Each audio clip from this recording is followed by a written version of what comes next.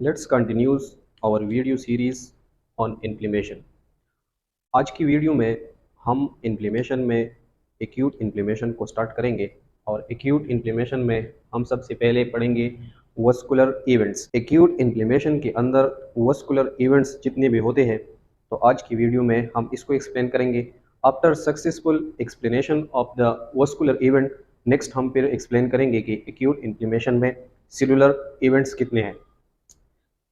हमारे साथ acute inflammation में वस्कुलर इवेंट्स जो है वो 5 इवेंट्स हैं। इसमें सबसे पहला जो इवेंट है इसको हम कहते हैं ट्रांजिएंट वेजो कंस्ट्रक्शन। सेकंड जो इवेंट है वो है persistent and progressive vasodilation. Third जो इवेंट है elevate the local hydrostatic pressure. Fourth जो इवेंट है इंक्रीज वस्कुलर परमिबिलिटी। जो लास्ट इवेंट है इसको हम कहते हैं स्लोइंग और स्टेसिस। तो इस वस्कुलर इवेंट्स पर आने से पहले हम कंसिडर करते हैं कि हमने एक टिश्यू का लिया है, अपनी बॉडी का एक टिश्यू लिया है। लेट्स सपोज हमने अपनी स्किन का एक टिश्यू लिया है। तो अगर आप देखें तो एक टिश्यू में हमारे साथ सेल्स होते हैं। ये इस टिश्यू की हमारे साथ सेल्स है और इस टिश्यू को ब्लड सप्लाई जो है वो होती है और इसी तरह इसमें हमारे साथ स्मूथ मसल जो है वो होते हैं। Every type of tissue we have cells because tissue are made up of cells and that tissue also there is blood supply, this is blood vessels. तो हम वस्कुलर इवेंट पढ़ रहे हैं तो वस्कुलर इवेंट का मतलब है कि ब्लड की वेजल्स में कौन सा इवेंट हो रहा है। ये हमारे पास है कैपिलरी।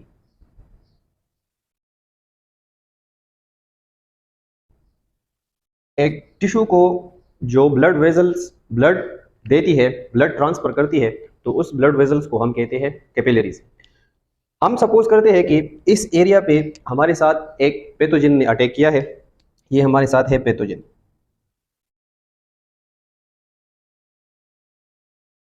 ये पैथोजन हमारे साथ in the form of fungi भी हो सकता है, in the form of bacteria भी हो सकता है, in the form of virus भी हो सकता है। अब हम कंसिडर करते हैं कि ये पैथोजन जिसने इस टिश्यू पे अटैक किया है ये है बैक्टीरिया।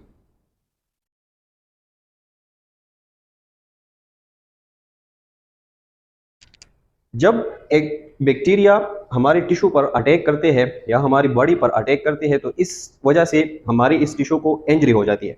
इस पैथोजेनिक बैक्टीरिया पर जिस सरफेस पर ये ब्लैक डॉट है ये इसका है एंटीजन। तो जब एक पैथोजन हमारी टिश्यू पे अटैक करते हैं तो इस अटैक की वजह से हमारी इस टिश्यू को इंजरी हो जाती है। जब ये पैथोजेनिक बैक्टीरिया इस टिश्यू पे अटैक करते हैं तो इस टिश्यू में हमारे साथ पेरेन्काइमल सेल के साथ साथ इसमें हमारे साथ फिलिंग सेल्स भी होते हैं, हर एक टिश्यू में होते हैं। तो यहाँ पर इस तरह की सेल्स भी मौजूद होते हैं नॉर्मली, इसको हम कहते हैं मास्ट सेल।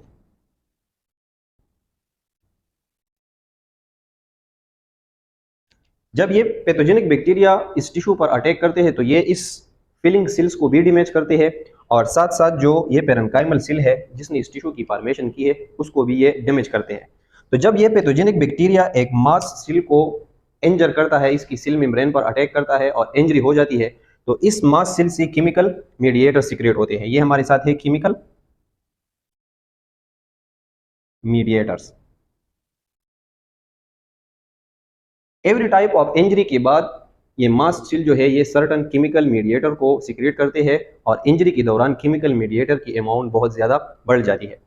मास्ट सेल जो केमिकल मीडिएटर सीक्रेट करता है इसमें हमारे साथ एक है हिस्टामिन, दूसरा है ल्यूकोट्राइन और तीसरा हमारे साथ है प्रोस्टाग्लैंडिन। इसी तरह ये पैथोजन जो है ये इस पेरेन्काइमल सेल की जो मेम्ब्रेन है, अगर वो इस साइड पे ये सेल है इसकी मेम्ब्रेन है या इस साइड पे ये सेल है इसकी मेम्ब्रेन है, तो इस पेरेन्काइमल सेल की मेम्ब्रेन को भी डैमेज करता है और ये इस सेल की मेम्ब्रेन भी कुछ certain type of chemical mediator को सीक्रेट करता है। इसमें एक हमारे साथ है ब्रेडिकाइनिन, ल्यूकोट्राइन, प्रोस्टाग्लैंडिन।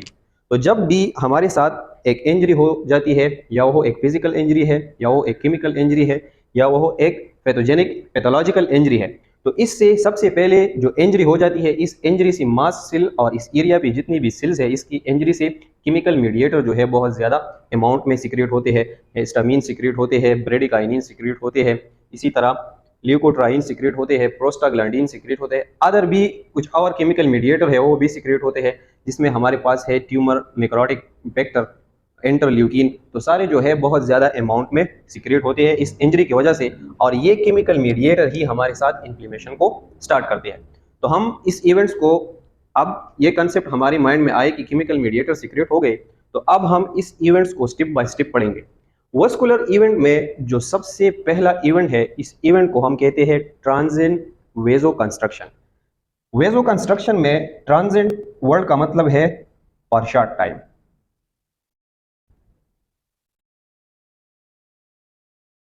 यह जो हमारे पास ब्लड वेजल है जिसने इस टिश्यू को ब्लड सप्लाई की है, तो फर्स्ट इवेंट में इस तरह होता है कि इस वेजल में वेजो कंस्ट्रक्शन होता है। इस वेजल का साइज जो है ये कंस्ट्रक्ट हो जाता है, थोड़ा कम हो जाता है for the time of 3 to 5 second.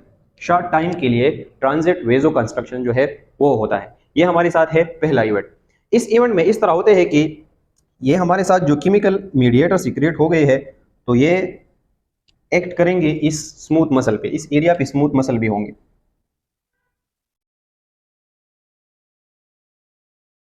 इसके साथ साथ इस एरिया में जो स्मूथ मसल है, तो इस स्मूथ मसल का भी हमारे साथ कंट्रैक्शन जो है वो हो जाएगा। तो फर्स्ट इवेंट में हमने ये एक्सप्लेन किया कि सबसे पहले हमारे साथ वस्कुलर इवेंट में for the short time period vasoconstriction जो होता है, ये वेजल नैरो हो जाता है और इसकी सराउंडिंग जितनी भी हमारे साथ स्मूथ मसल है, तो उसकी भी कंट्रैक्शन जो है वो हो जाती है। परसिस्टेंट एंड प्रोग्रेसिव वेजोडाइलेशन, इसके बाद हमारे साथ परसिस्टेंट और प्रोग्रेसिव वेजोडाइलेशन होगा बहुत ज्यादा टाइम के लिए। वेजोडाइलेशन का मतलब है कि ये जो हमारे पास ये कैपिलरी है, इस कैपिलरी का साइज जो है अब बढ़ जाएगा, बहुत ज्यादा टाइम के लिए इसका साइज जो है वो बढ़ जाएगा, तो इसको हम कहते हैं वेजोडाइलेशन। अगर हम इस सेकंड स्टेप को यहाँ पे ड्रा करें तो इस तरह हो जाएगा कि इस एरिया पे अब हमारे साथ परसिस्टेंट वेजोडाइलेशन हो जाएगा और इस वेजल्स का साइज जो है वो बढ़ जाएगा।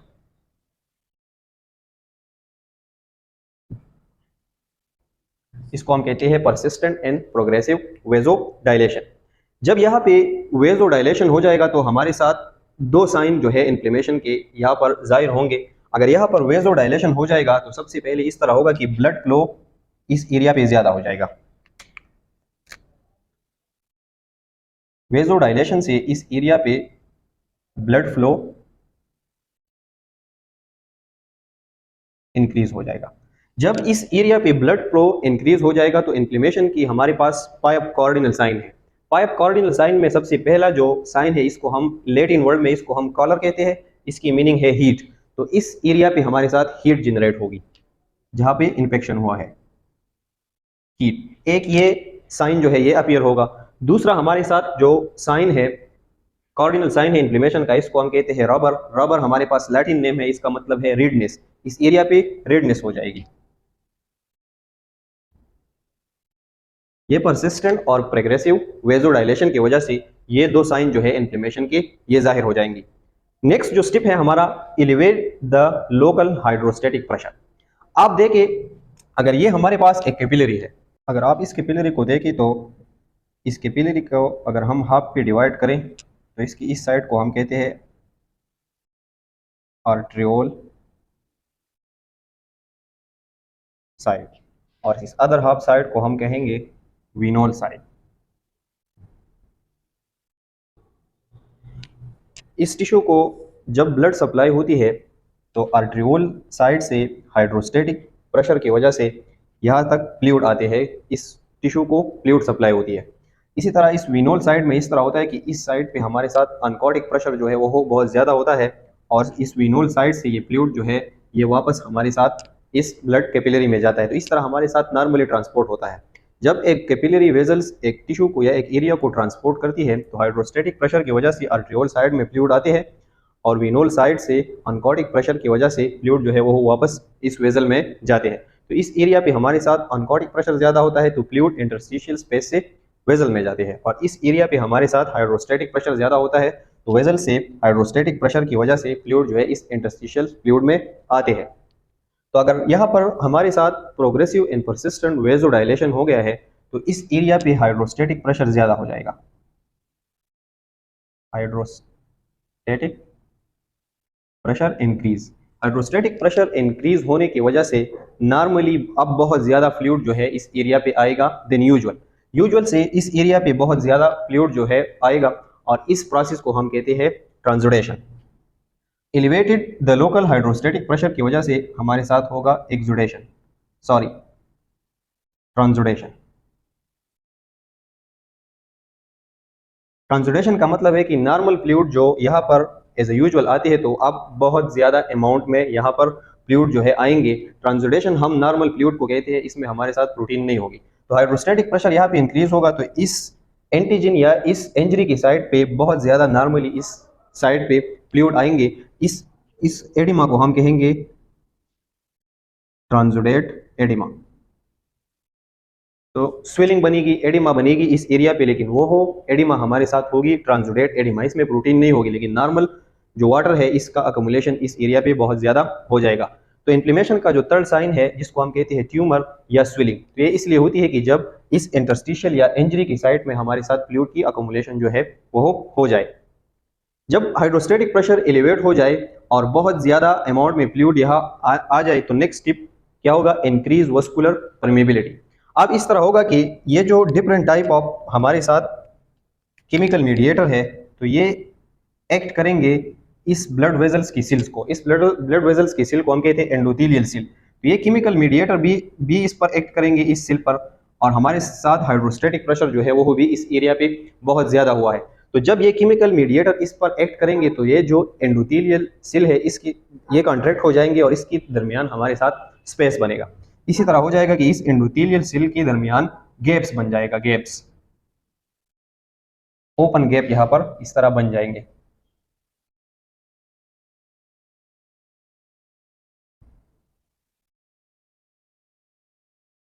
इसको हम कहते हैं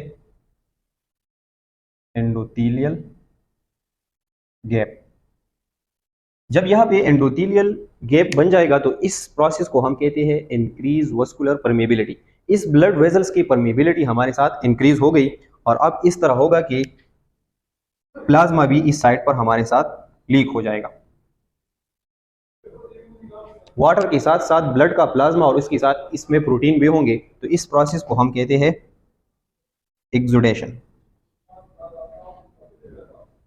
इंक्रीज वस्कुलर परमेबिलिटी की वजह से हमारे साथ एक्सुडेशन होगा, और इसको हम कहते हैं एक्सुडेटिव एडिमा। तो इंक्रीज वस्कुलर परमेबिलिटी की वजह से एक एक्सुडेटिव एडिमा हमारे साथ बनेगा। ट्रांसुडेटिव एडिमा हमारे साथ कन्वर्ट हो जाएगा एक्सुडेटिव एडिमा। ट्रांसुडेटिव एडिमा और एक्सुडेटिव एडिमा में ये फर्क है कि ट्रांसुडेटिव एडिमा में हमारे साथ बहुत ज्यादा फ्लूइड होंगे, वाटर होंगे। एक्सुडेटिव एडिमा में इस एरिया में वाटर के साथ साथ प्रोटीन, प्लाज्मा प्रोटीन जो है वो भी इस एरिया में हमारे साथ एक्युमुलेट जो है होंगे। तो अगेन इसके साथ इससे भी हमारे साथ ट्यूमर होगा, इस एरिया पे हमारे साथ स्वेलिंग जो है वो बनेगा।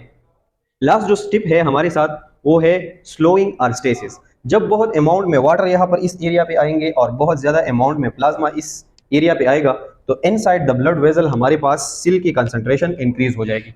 ब्लड में सेल्स होते हैं, तो इस सेल्स की कंसंट्रेशन जो है वो बहुत ज्यादा हो जाएगी, और ये सेल जो है ये आहिस्ता आहिस्ता मूव करेंगे। तो इस प्रोसेस को हम कहते हैं स्लोइंग और स्टेसिस। ये क्यों आहिस्ता आहिस्ता मूव करेंगे? क्योंकि इसकी विस्कोसिटी बहुत ज्यादा इंक्रीज हो जाएगी। तो ये थी हमारे साथ overall vascular event in the acute inflammation. हमने कार्डिनल साइन कॉलर को भी एक्सप्लेन किया, रॉबर को भी एक्सप्लेन किया, टोमर को भी एक्सप्लेन किया, डॉलर को भी एक्सप्लेन करते हैं। अब जब इस एरिया पे बहुत ज्यादा फ्लूइड अकोमुलेट हो गए, एक्सुडेटिव फॉर्म में या ट्रांसुडेटिव फॉर्म में बहुत ज्यादा फ्लूइड आएगा यहाँ पे, तो इस एरिया पे नर्व सप्लाई भी होगी, नर्व एंडिंग भी होगी। तो इस नर्व एंडिंग पे हमारे साथ प्रेशर जो है वो बिल्डअप होगा, प्रेशर बिल्डअप। जब इस नर्व एंडिंग पे प्रेशर बिल्डअप होगा, तो इसकी वजह से इस इंफ्लेमेटरी एरिया में हमारे साथ पेन हो जाएगा। लास्ट जो हमारे साथ कार्डिनल साइन है, इसको हम कहते हैं पंक्चुलिसा, या इसको हम दूसरा नाम कहते हैं पंक्चुलिसा। इसका लैटिन नेम है, और इसका जो इंग्लिश नेम है वो है लॉस ऑफ फंक्शन। इस एरिया का फंक्शन लॉस हो जाएगा। लेकिन ये जो साइन है ये हर एक इन्फ्लेमेशन के लिए एप्लीकेबल नहीं है। इन केस अगर आपका इन्फ्लेमेशन एक जॉइंट में है, तो अगर जॉइंट में आपका इन्फ्लेमेशन है, तो आपकी जॉइंट का फंक्शन जो है वो लॉस हो जाएगा। So that is the overall detail of the acute inflammation, in which we completely discussed the vascular event.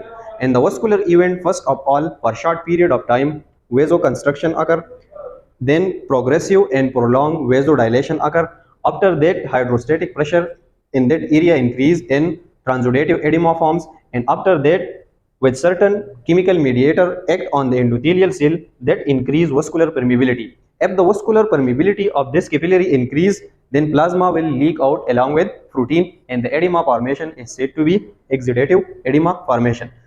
These edema will cause swelling, which is the third cardinal sign of acute inflammation. And at the last slowing or stasis stage, blood cell concentration will increase and it will move onward very slowly due to increase its viscosity. So that is the overall detail of the vascular event of acute inflammation. In the next video, I will talk cellular event of acute inflammation. So you can take a screenshot.